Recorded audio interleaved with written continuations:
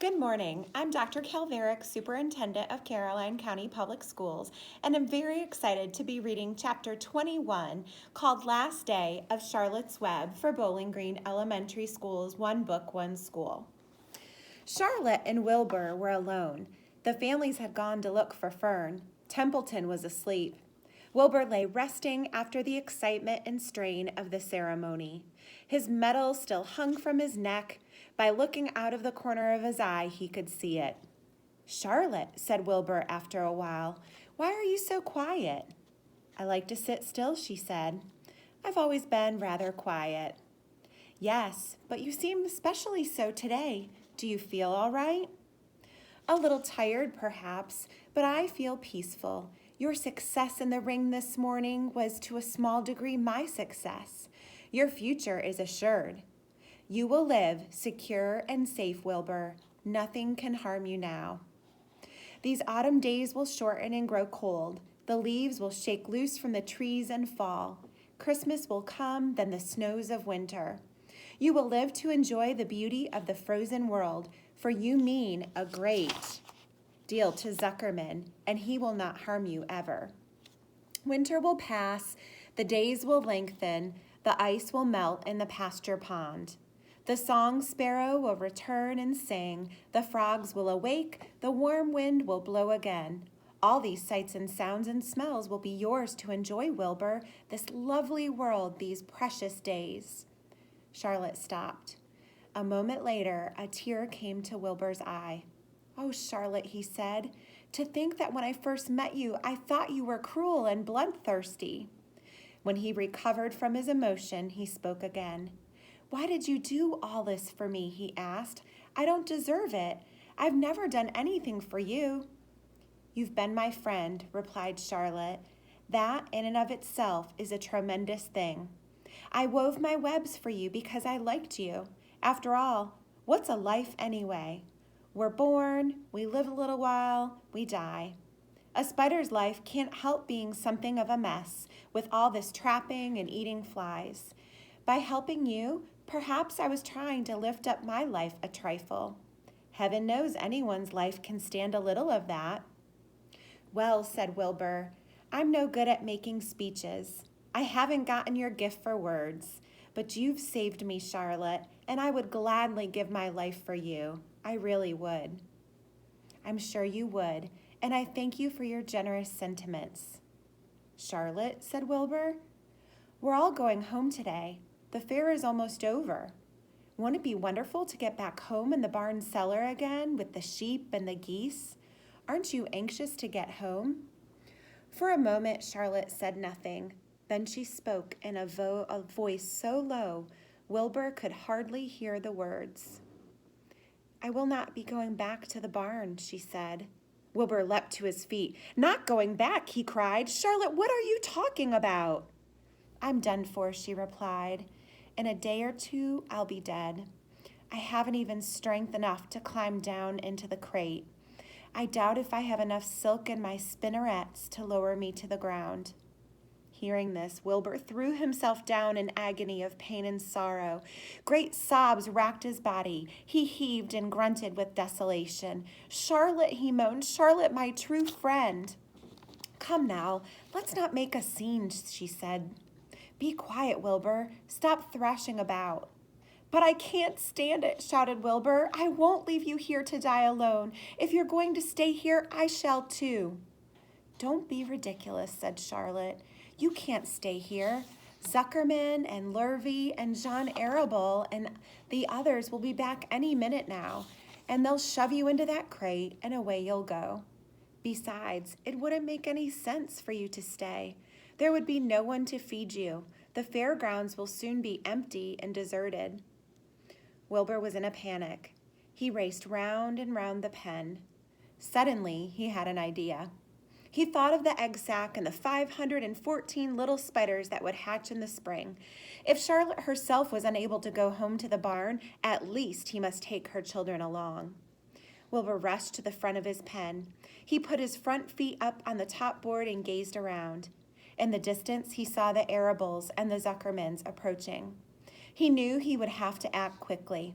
"Where's Templeton?" he demanded. He's in the corner under the straw, asleep, said Charlotte. Wilbur rushed over, pushed his strong snout under the rat, and tossed him into the air. "Templeton!" screamed Wilbur. "Pay attention!" The rat, surprised out of a sound sleep, looked up, dazed and disgusted. "What kind of monkey shine is this?" he growled. "Can a rat catch a wink of sleep around here without being rudely popped into the air?" "Listen to me," cried Wilbur. "Charlotte is very ill. She has only a short time to live. She cannot accompany us home because of her condition. Therefore, it is absolutely necessary that I take her egg sack with me. I can't reach it. I can't climb. You are the only one that can get it. There's not a second to be lost. The people are coming. They'll be here in no time. Please, please, please, Templeton, climb up and get the egg sack." The rat yawned. He straightened his whiskers, then he looked up at the egg sack. "So," he said in disgust, "so it's old Templeton to the rescue again, is it? Templeton, do this. Templeton, do that. Templeton, please run down to the dump and get me a magazine clipping. Templeton, please lend me a piece of string so I can spin a web." "Oh, hurry," said Wilbur. "Hurry up, Templeton." But the rat was in no hurry. He began imitating Wilbur's voice. "So it's hurry up, Templeton, is it?" he said. "Ho, ho, and what thanks do I ever get for these services? I would like to know. Never a kind word for old Templeton, only abuse and wisecracks and side remarks. Never a kind word for a rat." "Templeton," said Wilbur in desperation, "if you don't stop talking and get busy, all will be lost, and I will die of a broken heart. Please climb up." Templeton lay back in the straw. Lazily, he placed his forepaws behind his head and crossed his knees in an attitude of complete relaxation. "Die of a broken heart," he mimicked. "How touching! My. I notice it's always me you come to when in trouble, but I've never heard of anyone's heart breaking on my account. Oh, no. Who cares anything about old Templeton?" "Get up!" screamed Wilbur. "Stop acting like a spoiled child." Templeton grinned and lay still. "Who made trip after trip to the dump?" he asked. "Why, it was old Templeton. Who saved Charlotte's life by scaring that arable boy away with a rotten goose egg? Bless my soul, I believe it was old Templeton.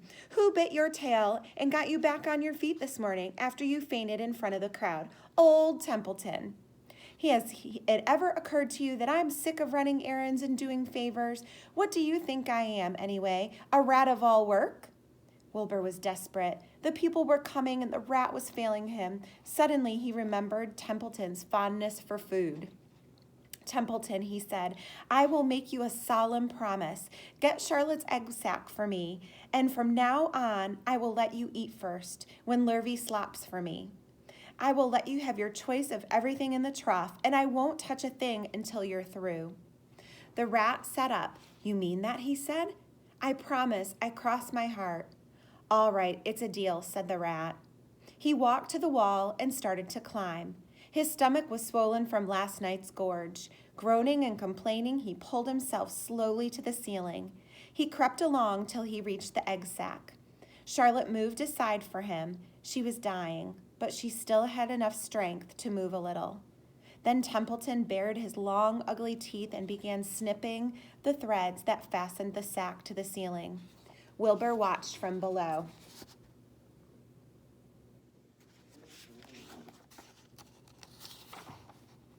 "Use extreme care," he said. "I don't want a single one of those eggs harmed." "Ziff, tuff, ticks in my mouth," complained the rat. "It worth than caramel candy."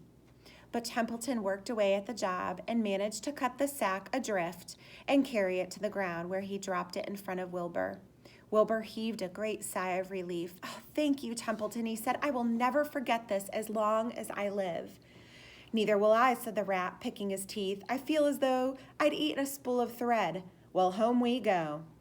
Templeton crept into the crate and buried himself in the straw. He got out of sight just in time. Lurvy and John Arable and Mr. Zuckerman came along at that moment, followed by Mrs. Arable and Mrs. Zuckerman and Avery and Fern. Wilbur had already decided how he would carry the egg sack. There was only one possible way. He carefully took the little bundle in his mouth and held it there on top of his tongue. He remembered what Charlotte had told him, that the sack was waterproof and strong.